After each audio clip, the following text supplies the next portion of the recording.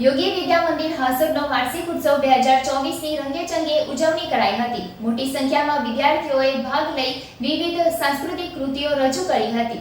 Yogeshwar education trust સંચાલિત યોગી વિદ્યા મંદિર હાસોટના પટાંગણમાં વાર્ષિક ઉત્સવ 2024ની રંગેચંગે ઉજવણી કરવામાં આવી હતી।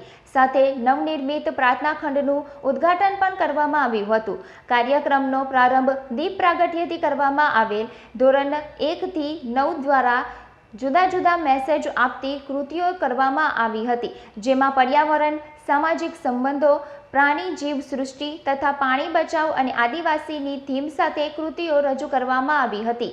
નવનિર્મિત પ્રાર્થના ખંડનું ઉદ્ઘાટન હાસોટ અંકલેશ્વરના ધારાસભ્ય ઈશ્વરસિંહ પટેલના વરદ હસ્તે કરવામાં આવ્યું હતું।